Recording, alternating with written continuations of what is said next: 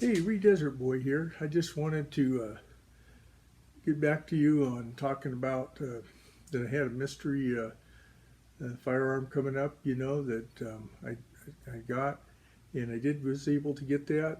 And as you know, I've been looking for snubbies. The mystery one is a snubby. I was looking at a Smith & Wesson Model 10, it happened to be a 10-5. Was pretty nice, really good price on it and everything, but I was just a little short, like I said in the last video, on getting there. So I did finally go and pick up the other one, and it's definitely not what I even expected it to be, because I was trying to get a 6-shot, stub nose, and something that was classic. It maybe not just, go to try to find a more contemporary one. Nothing wrong with any of those. Probably will buy some of those, but just something I was trying to do. So, what did I end up getting? I think I have Rugers. I've talked about having shooting Smith & Wessons, and of course, I have a lot of different semi-auto manufacturers. But what did I end up getting? Well, it's inside of this bag, and it's probably not what I expected or what you expected. Yes, it is an upside down Colt box, of course. So let's turn it over. And it is a Colt. Can you believe that? I got a Colt. I've always been kind of a Smith & Wesson guy, but I've always had respect for Colts and people that were enthusiasts of it. I have shot a Colt revolver. One of my good buddies has one. He has a 38, kind of like a police officer's model. And it's a nice gun, But of course, with the resurgence of the Cobras and the King Cobras and all that, what did I buy? Now, as you can see, this probably isn't the most current case, although it could be. So let's take a look.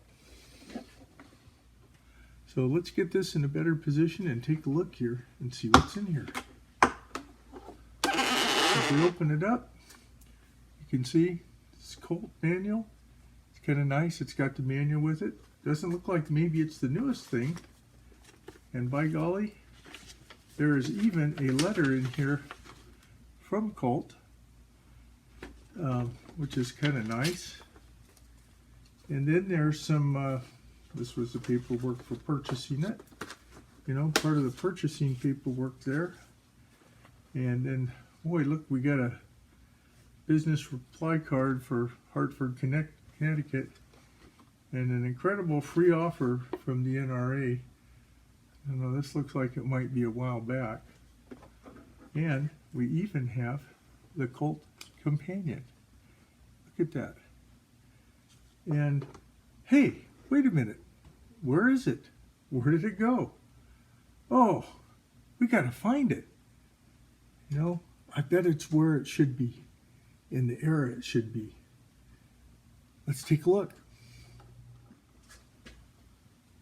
So where's this Colt at? Oh, it's where it should be. Right here. Right here. In case you don't know what this is, because I didn't know as much about it. It's not something I'm real knowledgeable of, and I'm still learning. This happens to be a Colt Detective Special. This is a snub nose revolver. It's got a 2-inch barrel and 38 caliber. One of the things, of course, is I think it's very nice looking. We take a look at it here. If I got enough light on it there to get a good look at it. You see it's got these nice grips here, these wraparound grips. We got our Colt emblem there. And of course, we come around to this side. We can see not just the emblem, but the engraving on the gun. And of course, it's this particular one. Of course, Colts, for those of you that are familiar with Colts, which I am new to this, right? They open, you pull back to open the cylinder, and look at that. Instead of 5, we've got 6 rounds in almost the same space as a Model 36 J-frame. Of course, originally the Model 10 I was looking for was also a 6 round because it's on a K-frame. But these are slightly smaller than a K-frame to my understanding, and they are a little bit bigger than the Model 36. So I think you can see this is, I think it's got pretty decent lock up there. Has the ramp, and of course we opened it up, you can see that it was empty, so we've safety checked the weapon.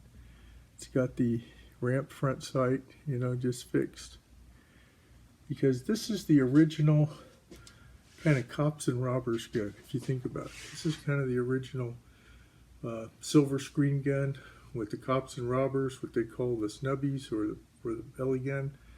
And of course this gun was also very popular and used a lot by detectives and as backups to uniform officers, and probably for off-duty use as well.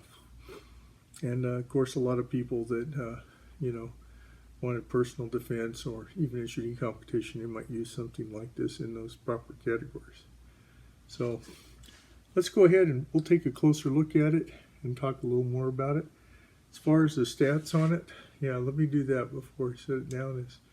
It is 21 ounces unloaded. As I said, it's a 2-inch barrel. It's about 6 3/4 inches long, fixed sights. So, you know, and it's an all steel gun. It is 38 special. If you read up on it, what you'll see is that Colt did come out with some later guidance on it, talking about that especially with the all steel ones, this would not be for, like, you know, Cobras or Agents that might be more alloy frames, but with all steel ones and the later ones, that, you know, you could shoot plus P in it, because I guess, but their recommendation was that after 2,000 or 3,000 rounds, it'd be sent back to the factory for an inspection. Of course, nowadays there are no more frames to go ahead and inspect this on, right? So what do we know about these? Basically, that there was actually three different, there's 4 different series or generations, if you want to look at it that way. The first ones, you know, they started 1927 to 1946. The second one ran from 47 to 1972. And the third one ran from 1973 to 1986, when Colt ceased production. They were having various issues. They declared bankruptcy in 1992. And then after they reorganized in 93, they did resume production, sometimes known as the 4th series, from 93 to 95. This happens to be one of those 4th series ones that has the wraparound, compositor rubber grips, and it's from what I've seen from the serial number lookup, it's probably a 1994 vintage. So anyway, let me set that down for a minute and we'll talk a little more about it. So in talking some more about this Colt Detective Special, this happens to be, as I mentioned, the 4th series. Some people tend to think of these as really being, you know, kind of the 3rd series, and that they resumed production probably from parts they may have already manufactured previously and during the 3rd series run. I don't know all the history of that completely, and those of you that are Colt aficionados, you can tell me more about that. But I really think it's a very nice looking weapon. I think you can see, we've already safety checked it, of course, as you can see. I think it's got a pretty nice look to it. And for somebody like me that has a larger hand, it actually has a nice grip to it. How that feels in there feels pretty good. I am going to take it to the range tomorrow, and we'll give it a little run through and see how it does. Of course, I'll be using 38 special. I'll probably shoot some kind of self-defense ammo, maybe like some Hornady FTX or something like that. initially, and then it's kind of, I have some jacketed 38, but 38's been really hard to find. And then I may shoot some lead round nose. I know some people will be like, don't shoot lead round nose through it, but that's probably what I will do a little bit, and just to see how it does with the different ammo, of course. So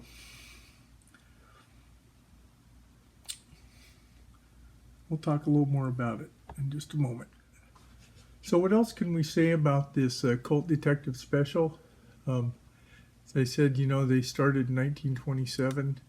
If we think about Smith & Wesson snub nose, they did have some K-frames, I believe, back in the 30s that were down in a smaller, more snub nose kind of setup. But they didn't really get going with all that until the introduction more of the Chief Stainless, which came out more in the 50s. I think I want to say like 1957 or something like that. Those that are Smith & Wesson aficionados and experts can correct me on that. And then it was finally adopted as a Model 36, I think. Maybe that's what it was in 1957. It came out around 1950 and was adopted more as a Model 36. So these here also had some precursors. There was some that were known as they were started off as being the police positive special, I think is what they called it. And the police positive, the reason why it was called that was because it actually had this, the Colt positive safety lock. It had this hammer block in it. And that's what made it safe for not worrying about dropping it and hitting it on the hammer and so forth. So it was the early version of having that hammer block. So this Colt Police Positives was partially what it was based upon. And because of that, it made them much more safe. So let's resume. I know you have that awesome water heater background there, but let's go ahead and just enjoy talking about this a little more. So those were some of the precursors, and what they did, there was actually a guy in the Colt factory that actually, in the beginning, he took some of those specials and he modified them. Cut part of the trigger guard out and stuff to make it easier for people to use them with gloved hands and stuff like that. And they were called Fit Specials because that was named after the guy that was the Colt employee, and he made a few hundred of those. My understanding, there's about 400,000 of these that were made, and there was also another one called a Banker Special, and a Colt Banker Special. It was kind of a precursor, and it was in what they called 38, and I think it was called New Police 38, which is kind of a 38 S&W and 22 long rifle. And that was made primarily for use. A lot of railway clerks and folks like that used to use that kind of gun. So there weren't tons of them made anyway. I can't remember exactly. So what's the basic, difference between the first and second gen and the third and fourth gen, as you might call this one, is that for one thing, the earlier ones, they didn't have a hammer shroud. They didn't have an ejector shroud. That was one of the differences. They also, the very first series had kind of a half moon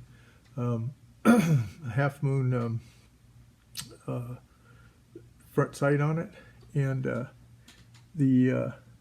later on in the second series, they kind of made the back part of it more of a ramp with a serrated edge, and in the third series, they went to this regular ramp, and that continued into the other one. There are also some of these that were produced that were in 3-inch and so forth. In the fourth series like this, they were only in the 2-inch version. And they were, in the fourth series, they were either blued or hard chromed, kind of stainless. Most of the other ones, they had nickel, usually, if they had an alternative finish to them. I think it was in the second series, they may have started shortening the frame, making it more like the Colt Agents, and some of the guns like the Colt Cobras. Of course, those were different guns, and so I think that happened in the 60s. So that was some of the other changes they made on them. Overall, I think, like I said, they're a very nice looking gun, And they did make some, I think, actually, in some of I think the second series, which goes up to 72 with a hammer shroud even. In the fourth series, they also, as far as a hammer goes, they actually bobbed it, and they made a few of them that were essentially double action only, kind of a precursor to all of our, like Ruger LCRs and things like that of the day. So, personally, I'm really looking forward to taking it out and trying to see how it does. So, take another look at it here. Kind of. I keep it pointed in the safe direction here. Probably throw a couple photos in of it. And let's take it out to the range tomorrow and we'll see how it does. It's kind of a surprise, I was really disappointed when I wasn't able to get the Smith & Wesson 10-5, but I'll tell you, I was really made up for it, at least up to this point, and until we go shoot them, we never really know how they are as used guns. But this one's a little newer. I think the 10-5 could be as early as 62. This one, as I said, is about a 94 model. So anyway, thank you very much for watching. Please like, comment, and subscribe. And as Desert Boy always says, be safe out there, whatever you're doing. Bye now.